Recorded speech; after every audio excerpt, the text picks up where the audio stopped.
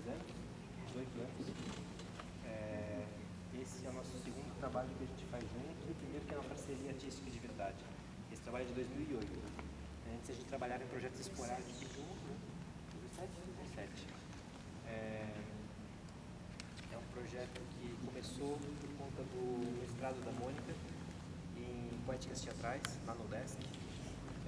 Ela pode falar o que ela está fazendo, né? Melhor que eu.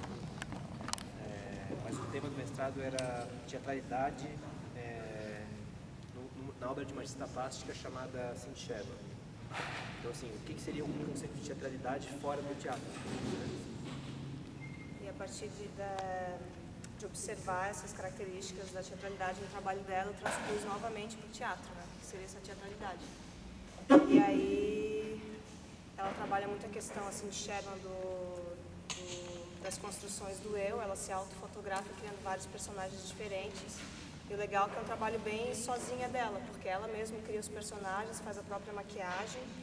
E se vocês botarem no Google, vai aparecer um monte de imagens de trabalho dela.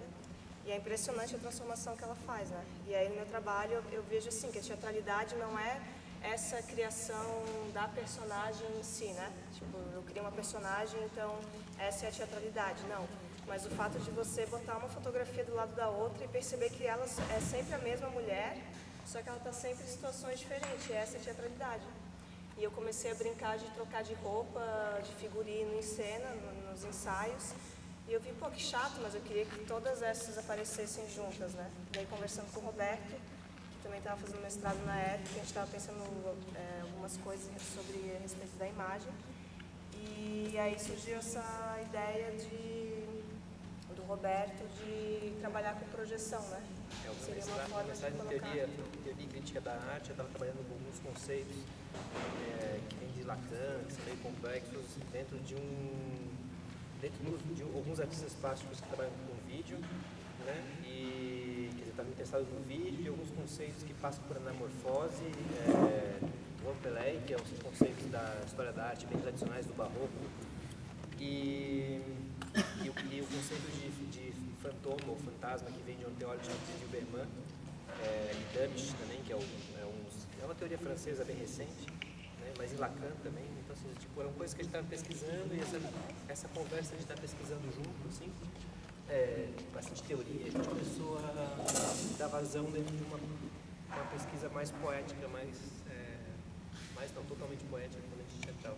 E desvinculando daí completamente daquela origem que é a Cindy Sherman, né? Quem olhar as fotografias dela não vai dizer, olha só, né? Ninguém fez o trabalho. É outra coisa que surgiu a partir de um estudo dela, assim, agora que já faz tempo que eu terminei o mestrado, então já virou, eu considero que já virou uma outra, se desvinculou bastante do que era originalmente. E outra questão que eu estava trabalhando bastante na época é a questão da dança, né? Eu comecei a trabalhar o corpo, na verdade, para o trabalho do ator. Não sei se vocês são estudantes de teatro, a maioria. E aí eu estava querendo estudar técnicas da presença do ator em cena, né, acrobacia, não sei o que, blá, blá. E aí, sem querer, eu acabei com o professor da UDESC, o Milton de Andrade, que veio da Itália morar em Florianópolis, dar aula na universidade. E ele trabalhou durante muitos anos na Itália, essa questão do ator dançarino, e teve contato, ele é paulista, com uma grande bailarina expressionista, uma senhora, tipo, ela com 80 anos dava aula de dança lá em São Paulo, né? Ela foi até atriz do Zé Celso, até os 93 anos de idade, quando ela morreu. Que é a René Gumiel. Que é a René Gumiel, né? E eu trabalhava como diretor de arte desse grupo, e a Mônica trabalhava, era um grupo de pesquisa. Era um grupo, né? E a Mônica trabalhava como atriz. E aí cada vez mais eu comecei a me interessar pela dança mesmo, né? Comecei a fazer aulas de dança contemporânea.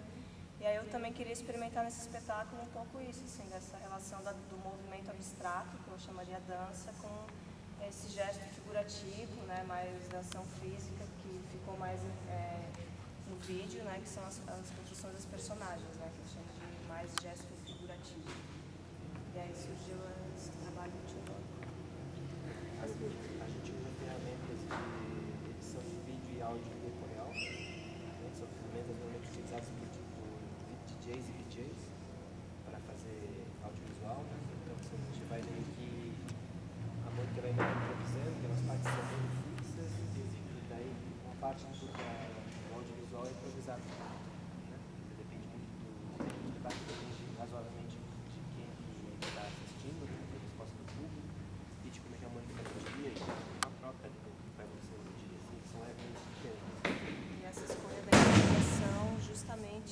foi porque a gente queria não colocar o vídeo como um cenário, que é o que geralmente acontece, assim, as pessoas colocam a imagem em cena muito como um auxílio para contar uma história na cena, né? E a gente queria tratar a imagem como um personagem, um protagonista da cena, né? Ele próprio é o pensamento na cena e não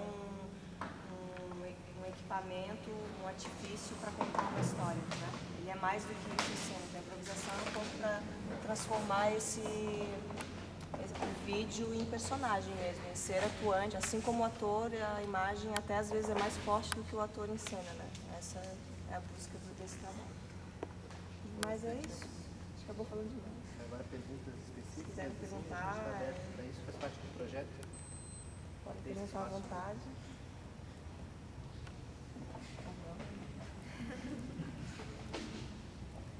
Como é que é? Tentou? Essa abordagem de vários eus vem dessa artista que você falou aí? Sim, ela constrói bastante. Eu peguei mais os primeiros trabalhos com os quais ela ficou conhecida, que é da década de 80 e 90, e depois ela começou a trabalhar com clown, história em quadrinho, não, histórias, contos de fada, né? E eu peguei mais a parte que ela cria como estilos de filmes, né? Então você vê uma foto e você pensa assim, nossa, que filme é esse? Só que, na verdade não é filme nenhum, né? Ela que criou, pelo tratamento da fotografia, você se remete aos filmes da década de 40, aqueles em preto e branco, filme B, sempre uma mulher misteriosa, né, dos filmes policiais. Depois ela faz uma outra série de trabalhos que é baseado nas revistas femininas de moda, mas sempre com um olhar um pouco crítico, assim, né? Até porque é exposto em galeria de arte tem outro contexto. E eu peguei mais essas construções, mais essa primeira fase do trabalho dela, em que ela questiona, e vários autores que começam a estudar o trabalho dela partem por esse lado, de que ela está pesquisando o que é o eu, o que é o verdadeiro eu, né? Existe um verdadeiro eu, né? Em nenhum momento nas fotografias da Cindy Sherman ela tem uma que ela diz assim, não, essa sou eu de verdade, né? Assim, então, na verdade, esse trabalho não tenta responder se existe um eu verdadeiro ou não, ele questiona isso, né? Acho que é o que a gente também se questiona, quem que é, né? Se a gente na balada é mais a gente do que no dia a dia, sei lá, a gente pode ser vários. Mas vem bastante da pesquisa teórica que Esse a era gente um fez. tema que era estudado, todas as artes, todas as... Cindy Sherman estuda. Tipo, ela não é estudante, ela é uma artista. Ela é uma artista. O que tem são as pessoas estudando sobre o trabalho dela. Né? Aí tem gente que vê o trabalho dela do ponto de vista feminista, como se ela fosse feminista. E eu já não estudei por esse lado, eu estudei mais através da psicanálise, da história da arte, eu fui mais por esse caminho do que do feminismo. Né? Tanto que depois ela cria personagens masculinos também.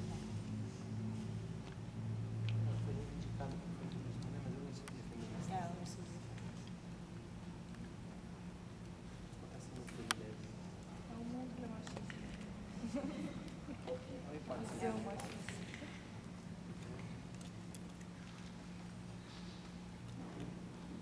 Pergunta?